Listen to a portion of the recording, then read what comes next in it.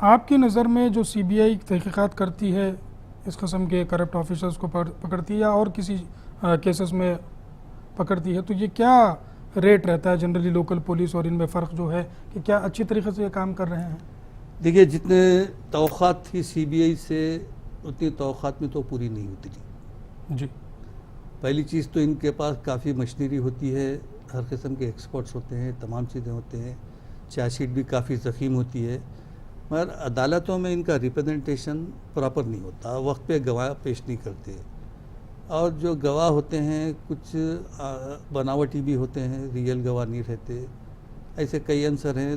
तो अब मौजूदा सूरत हाल में 2010 के बाद से सीबीआई के केसेस में कन्विक्शन और एक्विटल का रेट कभी 40 to 60 जाता तो कभी 60 to 40 जाता।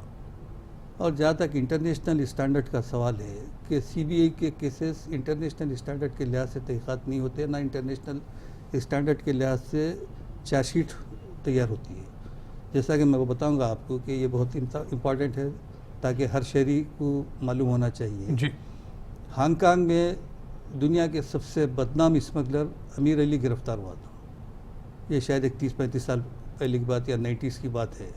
सीबीआई उसको गिरफ्तारी के लिए वहाँ पहुँची, वहाँ की अदालत में हवालगी की जब दरख्वास्त दी तो रिजेक्ट हुई, इसलिए कि सीबीआई अपनी तहक़ीक़ात से वो इंटरनेशनल स्टैंडर्ड के जजेस को मुतमईन नहीं कर सकी। जी। यही हाल खतरुची का आवाज़ मलेशिया की हाई कोर्ट ने हवालगी से इनकार कर दिया। देखिए, आप Amanullah Khan Jammu and Kashmir national liberation front के जो कारकुन थे उनको बेल्जियम में गिरफ़्तार किया गया था। जब बेल्जियम में गिरफ़्तार किया गया तो बेल्जियम की अदालत भी हवालगी के लिए इनकार की। मुफ्तिखार नदीम का जब मामला था तो लंदन हाई कोर्ट भी हवालगी के लिए हुक्म दे चुकी थी, मगर हाउस ऑफ लॉर्ड्स में सीबीआई अपना केस सही रिप्रेजेंटेशन नहीं कर सकी और इनका इंटरनेशनल स्टैंडर्ड पे चार्जशीट नहीं था, इसलिए नदीम को हाउस ऑफ लॉर्ड्स परी कर दी।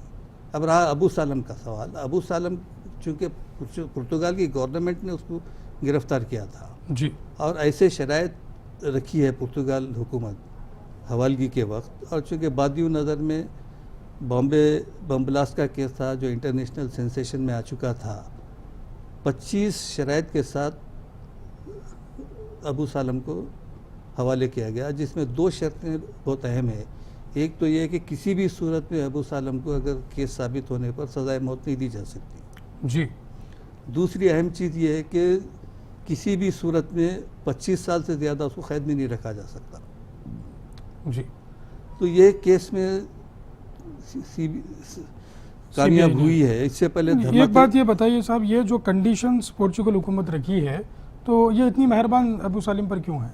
ना अबू सालिम पे मेहरबान नहीं है, चूँकि यूरोपियन यूनियन के तहत पुर्तगाल भी यूरोपियन यूनियन का मेंबर है। यूरोपियन यूनियन के तहत सज़ाए मौत नहीं है, और किसी भी शहरी को कितनी मियाद तक सज़ा देना चाहिए वह पुर्तगाल हुकूमत का कुछ इख्तियार है, स्पेन की हुकूमत का कुछ इख्तियार है, यूके की गवर्नमेंट का कुछ इख्तियार है, ये उनके इख्तियारात में शामिल है। ये अबू सालम पे मेहरबानी नहीं है, ये उनके अपने क़वानीन हैं, क्योंकि आप उनकी सरजमीन से गिरफ़्तार किए, उनकी इजाज़त से आप लेके आ रहे हैं।